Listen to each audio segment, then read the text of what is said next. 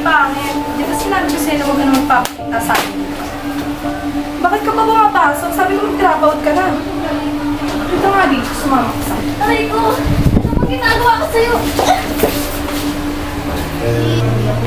Uy, huwag mo siyang ganyanin. Bakit? May pakinabang ba yan? Balita ako, matalino daw yan. Top 1 sa klase nila. Pues, kapag itong assignment namin.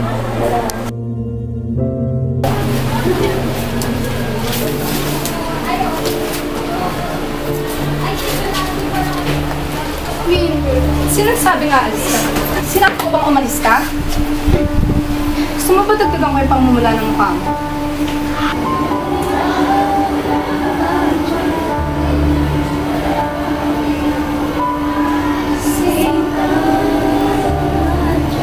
O sige.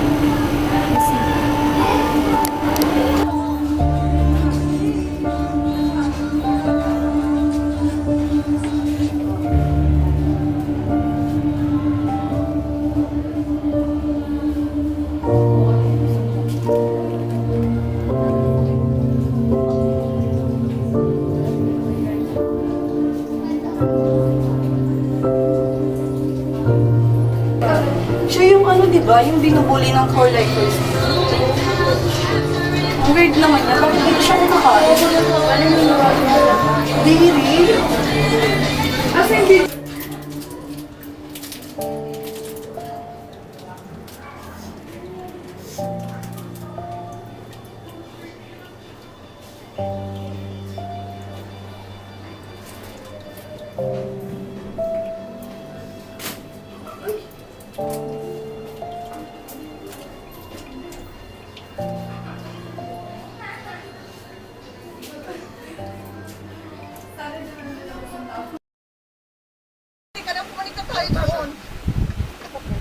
Ayoko! Hindi ako makapapayag! How could you not care for all of us? Sabi mo, how could you? So tell us, how do we convince you? Anak? Po? Gusto ang pag-aaral mo? Ayos naman po. Paano kasi nahahalata ako na parang nalulungkot ka sa tuwing umuwi ka. Ano ba nangyayari sa'yo? Wala naman po. Kung may problema, sabihin mo sa akin. Nanay mo ako. Hindi mo ako na kaibigan lang. Kaya kung gusto mo magsabi ng problema mo, sabihin mo sa akin. Kasi hindi mo lang ako nanay. Kapatid mo rin ako at tunay mong kaibigan.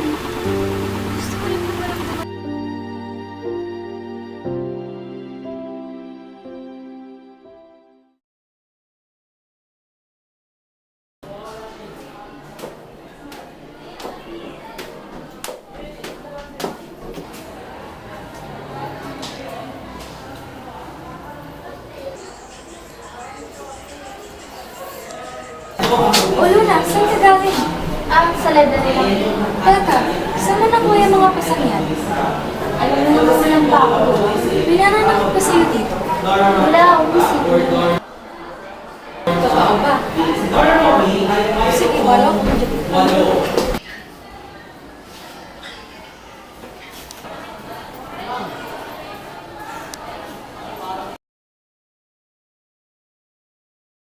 Ito po, parang nagsusunod si Luna kay ano. Hindi ka tingin. Iba na pa talagang yung sumbong ng pangit niya. Siguro nakakulangan niya sa sabi at pasan niya. Alam mo yun, te! Ano gagawin natin ngayon? Baka mamaya mag-report niyo sa guidance. Hindi pa tayo makagraduate yan. Hindi pwede yun. Kaya nga gawa ko pa naman ako sa parents ko. Nakakagraduate ako. Hindi mag-alala. Hindi na makakapag-report yun. Kasama pa natin. Pero puntahan natin sa pangit. Tuturuan ko lang ng leksyon. Ayun na siya.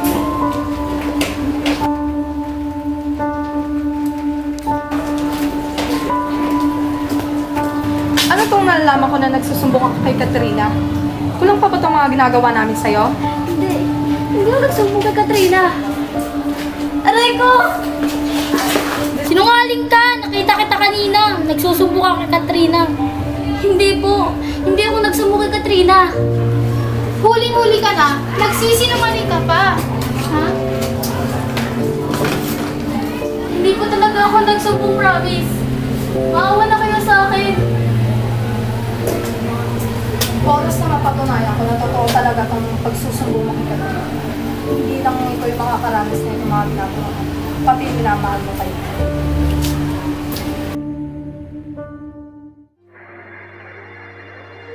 Bakit parang ang bigat ng buhay ko? Parang wala na akong halaga. Sa school, inubuli ako. Si Katrina lamang ang may pakialam sa akin pero ayoko na rin siyang madamay. Ayoko siyang idamay. Kailan matatapos to? Bakit ako? Ano bang nagawa akong mali? Bakit sila ako kailangan ng saktan ng ganito? Paano pati si Katrina? Ayoko siyang madamay sa mga nangyayari sa akin. Ayoko siyang masaktan. Siya lang ang tunay kong kaibigan. Ayoko maranasan niya ang mga pinagdadaanan ko.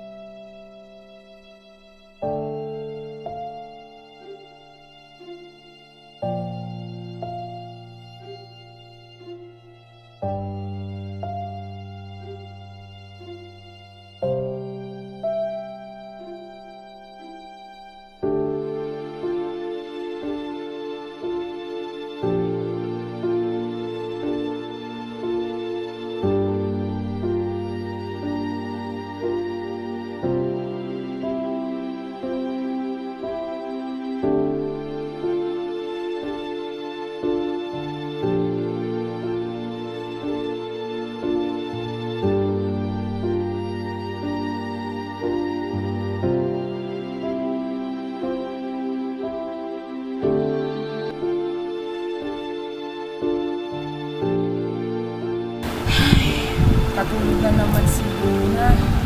Paano yan nga kung siguro pa naman si Mama? Pero hayaan mo. Bukas, pagkagising mo, meron ka na magahan nakalagay sa lamesa mo, ha? Pasensya na ulit, ha? Tawag ni Mama eh. Kasi ang dami pinapagawa ng mga boss namin. Sayang naman yung pera, diba, ha? Hayaan mo. Kapag meron tayong time na makakapag-pasyal tayo, susulitin natin yun, ha? Love you na. Kasi mama na, ha?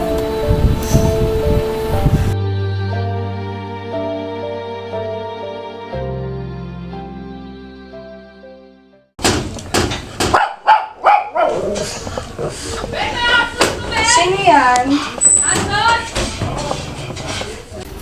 Pasok. Hi! Come here. Why? Feel at home, girls, except sa pangit, ah. Ganda ng bahay mo, ha? Yes naman. Come on.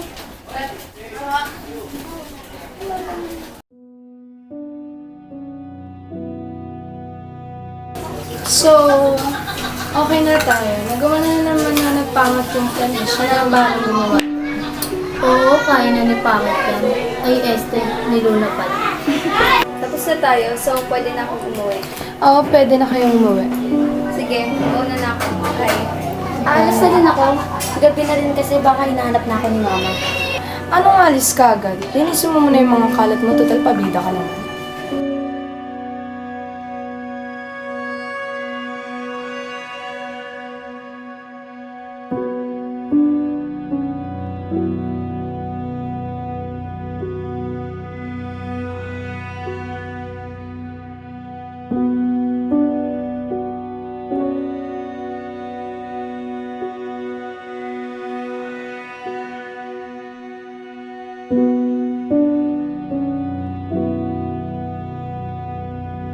Mami, aalis na ako.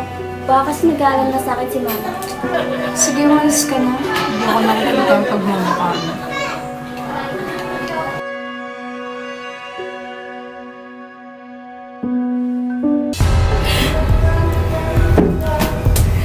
Ami, ano ginawa mo? Hindi ko sinasadya. Ano ba, Icy? Huwag mo nagsisihin si Ami. Anong gagawin natin, Ami? Nakapatay ka. Eh, anong gagawin natin ngayon? Pwede ba, Icy? Huwag ka nga muna maingay, hindi ka nakakatulong eh. Tara, puntahan natin.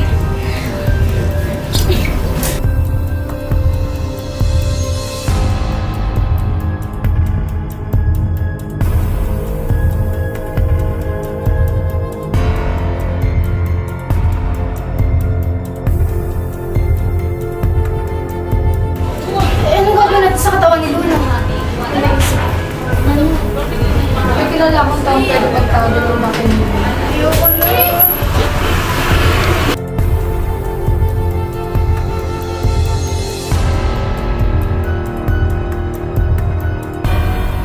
Tapon ba natin to, Pat? Oo, Pag.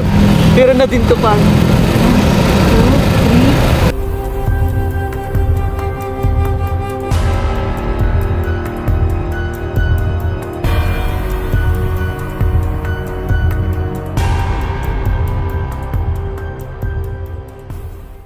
Muna yung sa ano. O pulis o sundalo. Pero natuldukan na ito nitong linggo ng pinastangan dalagita. Natagpuan si alias Ann itong Lunes sa ilalim ng isang tulay sa barangay Kabuko, 13 Martires City. Hindi ka naawa.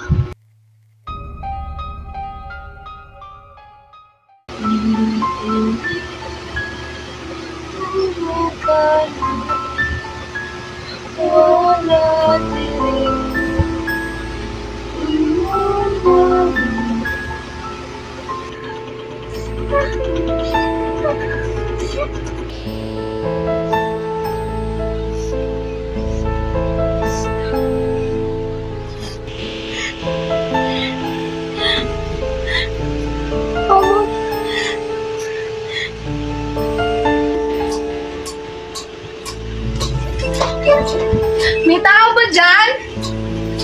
Sino ka? Ano yung kailangan mo? Anong sasabihin mo tungkol sa pagkamatay ng anak ko? Sorry po, hindi ko po talaga sinasadya yun. Teka, bakit ka nagsasorry? Hindi ko po sinasadya na matulak si Luna sa hagdan. Ikaw? Ikaw ang pumatay sa anak ko? Hindi ko po sinasadya. Sorry po. Ilang araw na po akong binabagabag ni Luna. Minalikan niya din po at pinatay yung mga kaibigan ko. Ayoko pa pong mamatay. Pinatay mo na nga yung anak ko. Pagbibintangan mo pa ako na akong pumatay sa kaibigan mo? Siguro ikaw rin ang may kagawa ng pasa ng anak ko. Walang hiya ka?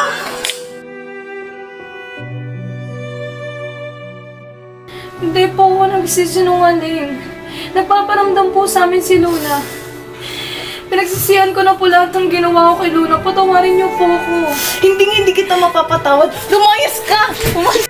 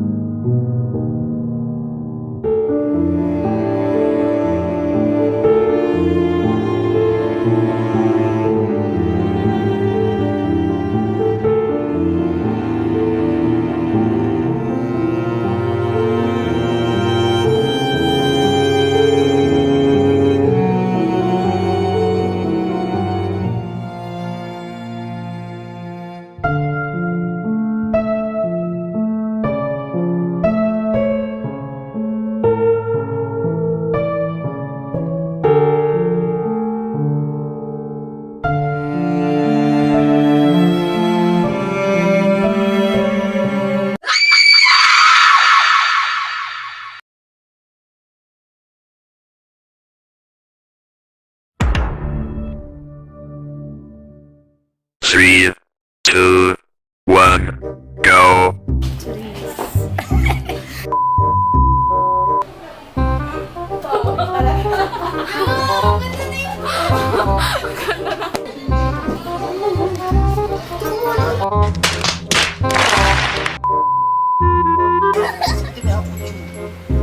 Sabi ako, Ju.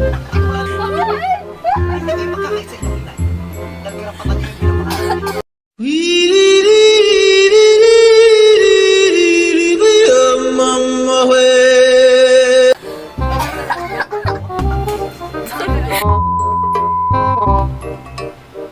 Anong sinabi ko? Di ko matandaan. Stop it. Get some help. Po lang ba yun?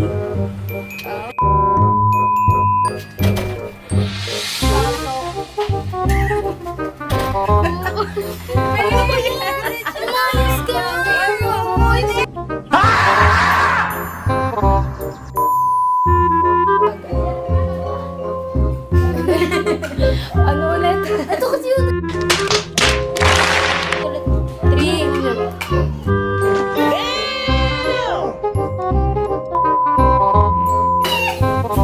Uy, nakikita ko rin ako doon.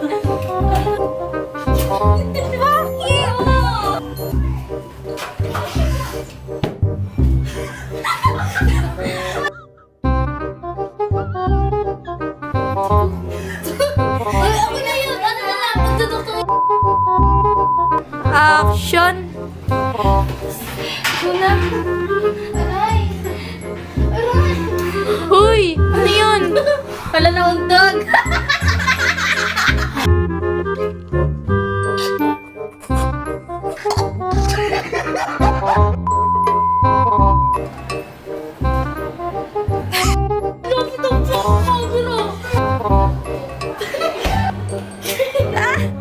One, two, three, go! Pagod na pagod sa buhay.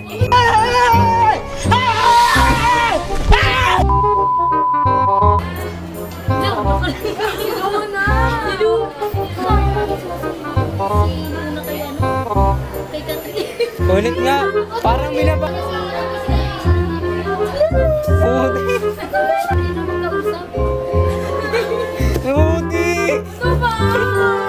Si Eunice naman.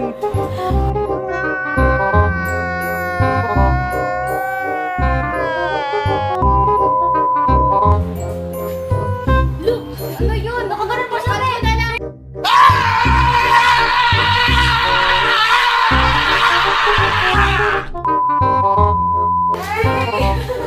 Ha, check niya. Tapon ba natin ito? Parang Ay, pusok niya! Dapat, Sabi niya pa naman! Liga na! Ikaw ang pumatay sa anak ko. Mga kaibigan ko.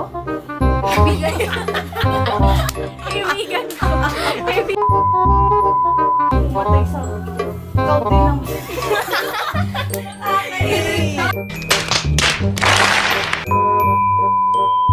Ako dito.